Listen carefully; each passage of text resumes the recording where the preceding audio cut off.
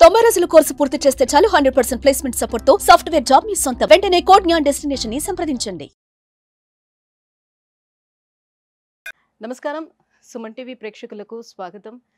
ప్రస్తుతం మనతో పాటు ఉన్నారు శ్రీచక్ర పీఠ వ్యవస్థాపకులు, అలాగే ప్రముఖ జ్యోతిష పండితులు, మనందరికీ సుపరిచితులైనటువంటి డాక్టర్ ప్రదీప్ జోషి గారు మనతో పాటు ఉన్నారు. 27 నక్షత్రాల వారికి ఏ రకంగా ఉండబోతుంది ఏంటనే విషయాన్ని తెలియజేసేందుకు గురుగారు నమస్కారం. శ్రీమాత్రే నమః. మీ జన్మ నక్షత్రం ఇంపార్టెంట్. ఇప్పుడు నేను చెప్పేది ఏది జన్మ నక్షత్రం, నామ నక్షత్రము కాదు. నామ నక్షత్రం వేరు, జన్మ నక్షత్రం వేరు. నామ నక్షత్రానికి ఏ రాశి ఫలాలు గాని ఏ గోచార ఫలితాలు గాని వర్తించవు. పేరు పేరే, పేరులో కొంచెం బలం ఉండాలి, అంతకు మించి ఏం లేదు. అది న్యూమరాలజీ అనుకోండి. మిగతాదంతా కూడా ఇప్పుడు నేను చెప్పేటువంటి నక్షత్ర ఫలితాలు ఏవవుతున్నాయి నామ నక్షత్రాన్ని బట్టి, సారీ నేను చెప్పేటువంటి పరీక్ష ఏవైతే నక్షత్ర ఫలితాలు ఏవైతున్నాయో ఇవి జన్మ నక్షత్రం అయితే తెలుసుకోవాలి. మీ జన్మ నక్షత్రం మీకు తెలియదంటే నా వెబ్సైట్కి విజిట్ అవ్వండి. అక్కడ మీ date of birth, time, place అన్ని కూడా ఎంటర్ చేయండి. మీకు మీ యొక్క జాతకం మీకు ఈమెయిల్లో PDF రూపంలో వస్తుంది. ఇది 500 పేజీలకు పైగా వస్తుంది. డే టు డే రిపోర్ట్ తో సహా వస్తుంది. అంటే ఈ రోజు ఏం జరగబోతుంది, రేపు ఏం జరగబోతుంది అనేది సూచన ప్రాయంగా డే టు డే రిపోర్ట్ తో సహా వస్తుంది. సో అది మీరు స్వీకరించవచ్చు. మీ జన్మ నక్షత్రం అక్కడి నుంచి తెలుసుకోండి. పేర్లను బట్టి ఇప్పుడు శ్రీనివాస్ అని పేరు ఉంటుంది, అందరు తులారాశి అని చెప్పేస్తారు. కాదు. ఇప్పుడు వెంకటేష్ అంటారు, వేవో కాకి మృగశిర నక్షత్రము అంటే ఇది మిథున రాశి అని చెప్పేస్తారు. కాదు.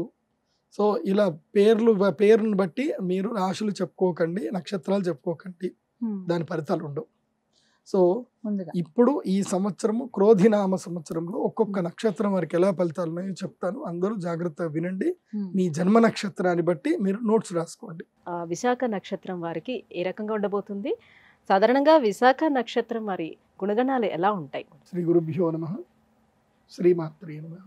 విశాఖ, దీన్నే వైశాఖి అని కూడా అంటారు.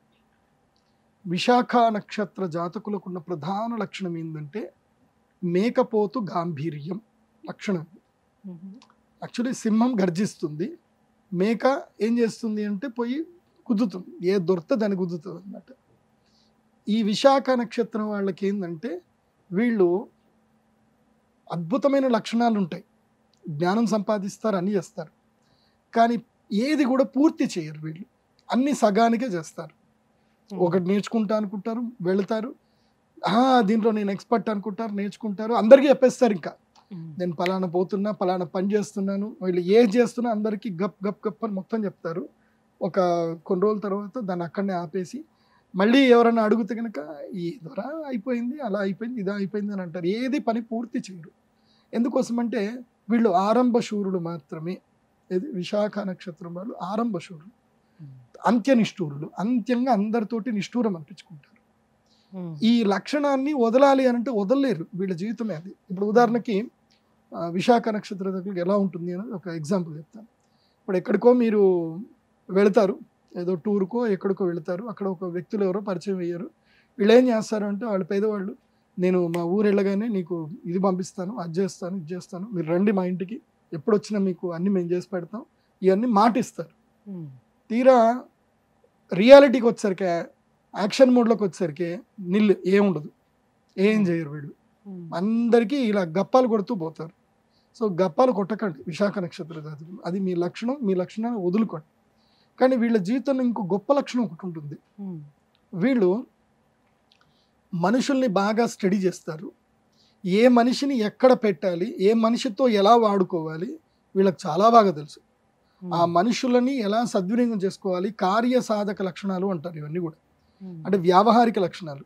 కాబట్టి విశాఖ నక్షత్రం వారికి ఈ సంవత్సరం కలిసి వచ్చేది ఏంటంటే మీడియేషన్. మీడియేషన్ ఏంటంటే రియల్ ఎస్టేట్లో మీడియేషన్ చేయడం. ఇద్దరు కొట్లాడుకుంటారు, ఏది 2 కోతులు కొట్లాడుకుంటే మధ్యలో పిల్లి వచ్చేసి అన్ని లాక్కొని మినిట్ అది అది సారీ 2 పిల్లులు కొట్లాడుకుంటే మధ్యలో కోత వచ్చి తక్కడ పెట్టి అది పెట్టి ఇది పెట్టి ఆఖరికి వాళ్ళకి 10% బ్రెడ్ ఇచ్చి 80% ఇది లాగేసుకుంటుంది అనమాట. సో విశాఖ నక్షత్రం వారికి ఈ సంవత్సరము భూమి వ్యాపారాలు, అదేవిధంగా వ్యవహారాల మధ్యన చక్కదిద్దడాలు, జడ్జిమెంట్ ఇవ్వడాలు, తర్వాత స్టేట్మెంట్లు ఇవ్వడాలు, ఇవన్నీ మీకు బాగా కలిసి వస్తాయి. ఇవన్నీ ఇది మీ రెగ్యులర్గా చేసే పని అనుకోండి. ఎందుకోసం అంటే మనుషుల్ని బాగా స్టడీ చేస్తారు వీళ్ళు, మనుషుల్ని బాగా ఏమార్చేస్తారు. కాబట్టి వీళ్ళ సో దగ్గర ప్రయారిటీస్ అనేది ఎవరికి ఎక్కువగా ఇస్తూ ఉంటారు వీళ్ళు? ఇస్తారు.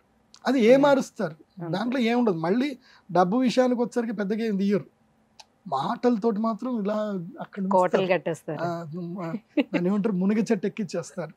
విశాఖ నక్షత్రం వాళ్ళకి అదొక వరం వాళ్ళకి. ఇంకోటి ఏంటంటే విశాఖ నక్షత్రం వాళ్ళని ఎవరు ద్వేషించరు. ఎందుకోసం అంటే అది వాళ్ళకున్న ఆరాది.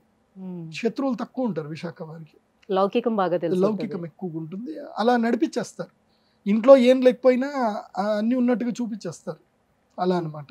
సో ఈ విశాఖ నక్షత్రం వారికి ఈ సంవత్సరము అరిష్టము 60 భాగం ఉంది, అదృష్టం 40% ఉంది. సో అరిష్టం ఎక్కువగా ఉంది ఈ సంవత్సరం.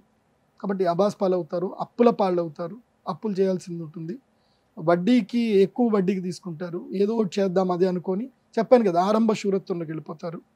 నేను చెప్పేది ఏంటంటే విశాఖ నక్షత్రులకి మీరు ఏ పని చేస్తున్నా ఎవరికి చెప్పకండి. నీ యాక్షన్స్ మాత్రమే జనాలు మాట్లాడుకోవాలి.